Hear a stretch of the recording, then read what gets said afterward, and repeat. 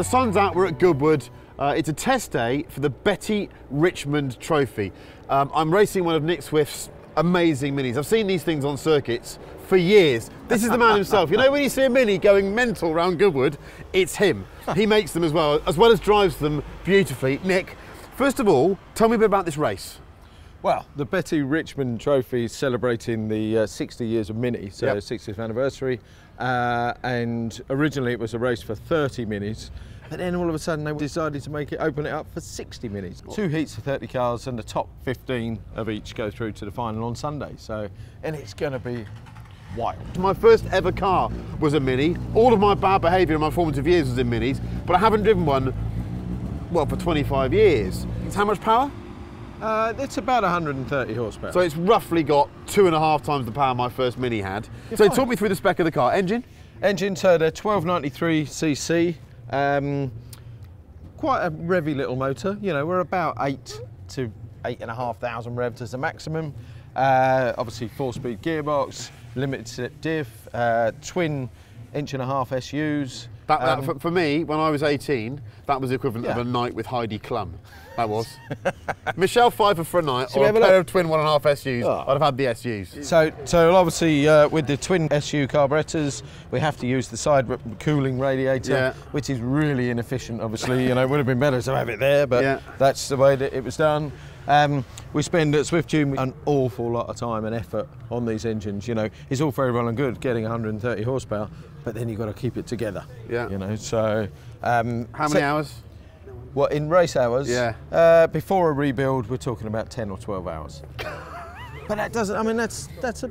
I know. Significant amount. I'm celebrating it. I love the fact that you've taken the humble Mini and turned it into something that's just so precise. The big key feature, obviously, running on them little tiny 10-inch wheels. Obviously means we've got little tiny brakes as well. Yeah. You know, but with new modern technology of better brake pads and things like that, better Coney shock absorbers, keep the ride nice and stiff.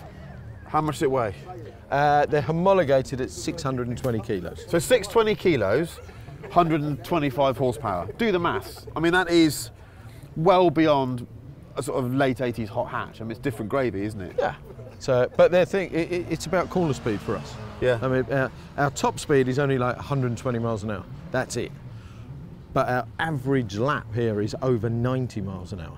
So you got to think that, you know, we've got a second gear chicane here, and you've got to get through that and still keep your average speed up at over 90 miles an hour. Okay, so the racing, they're going to be closely matched, aren't they? Because there's not going to be much in power between the front and the back of the grid. Yes. Where are you going to overtake? Under the brakes, upside down, inside out, anywhere you can get. I think it's going to be... Is it going to be lively? I think it's going to be lively. I think the place to watch... the chicane? I think the place to watch is at the chicane. You know, the grandstand seats there, they're going to be in for a special treat. Well, we're going to do some testing. See what it's like to drive. I have to say I'm smiling because my dear mummy used to race one of these, and she sadly passed away last week, so I'm going to drive in the spirit of my mum. She used to race one, and I just cannot wait because I've watched you irritate people for years, and now I get to be that irritation.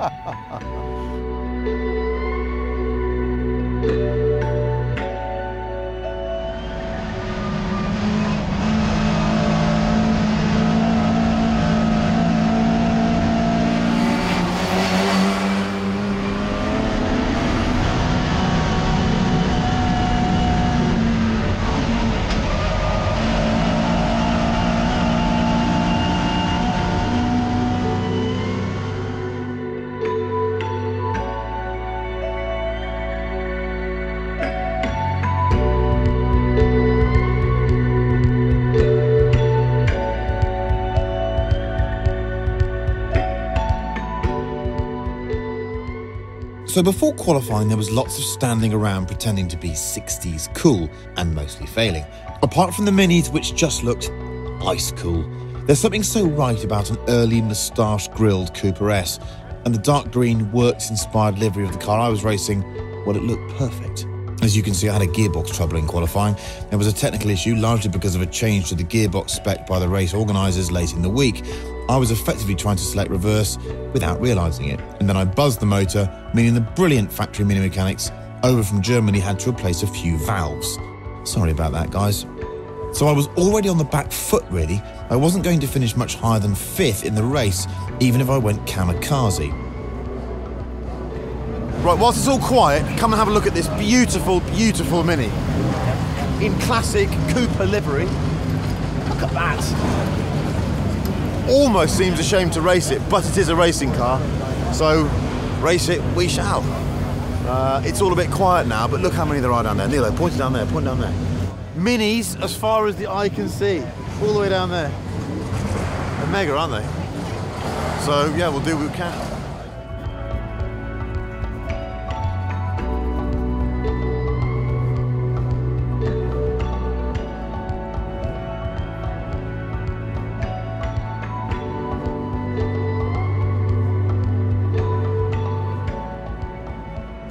Qualifying not as successful as I'd have hoped. We had a bit of a gearbox issue and then I created a bit of an engine issue.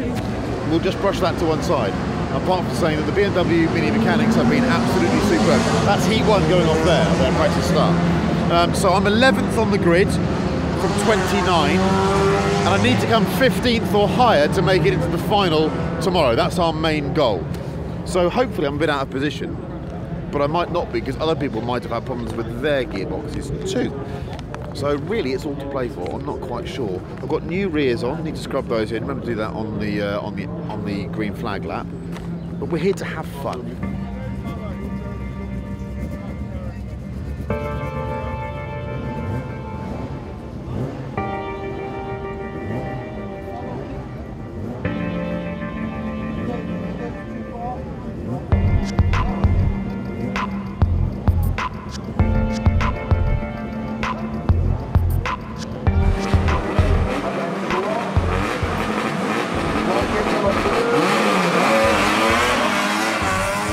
So for Heat 2, my race, I had a good start, nipped past a couple, and then just tried to tuck into the pack and see what madness occurred.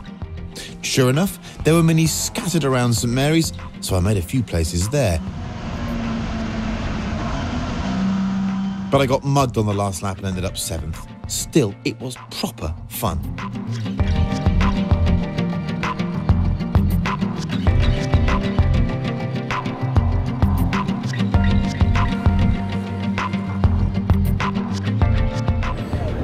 The most important thing is we qualified for the final, started 11th, got to 7th, so I'm hoping that means that we're in. Good close racing. It was a bit leery and I had to get a bit racier than I wanted to, if I'm honest with you, but I managed to hold on at the end. I got mugged by 2 guys into Woodcut, but so what, who cares? The tow effect is really big here, so I need to remember that for tomorrow. That's something I learned today, was that you have to drive it like a catering race and you get in the tow, but that was really good fun. There is nothing better than blue sky end of the day at Goodwood, having a good bit of wheel-to-wheel racing. So I'm happy man. I might go and have a pint now of blackcurrant and lemonade.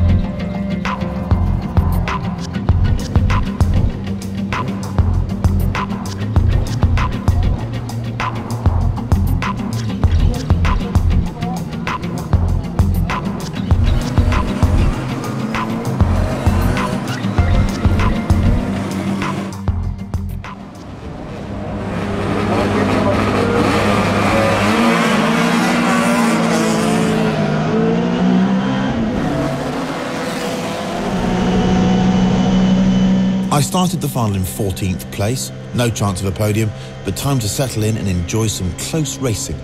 Here's some of the best dicing I enjoyed. It's actually quite difficult to be hard-nosed and racy when you're laughing so much.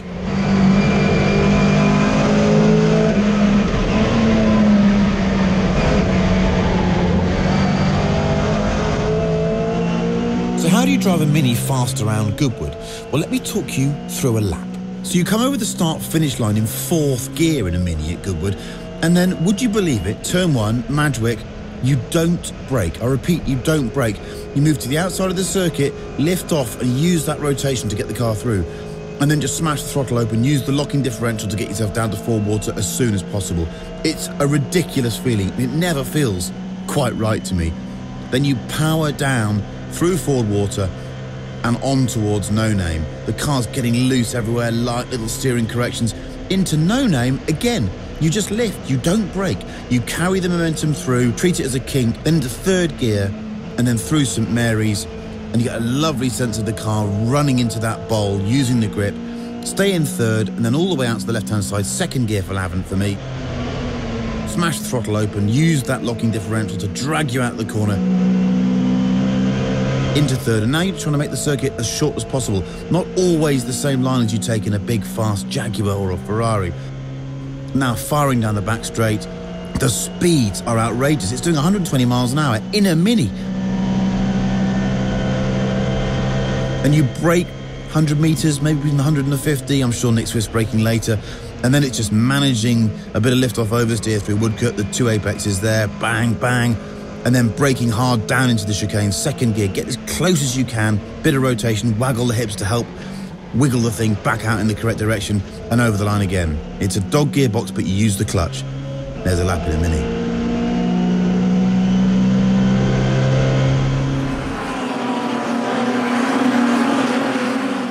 The racing was close, but once I lost the gaggle of cars I was enjoying some mutual slipstreaming with, I had to settle for 11th after a last corner overtake. Out at the front, and frankly in a class of their own, were Nick Padmore and Nick Swift. They diced all race, and then Swift saw his chance and took the victory. The Betty Richmond was supposed to be a one-off for this year's members' meeting, but the racing was so good and the Minis were so popular, I somehow think we might be seeing the same again at next year's members' meeting.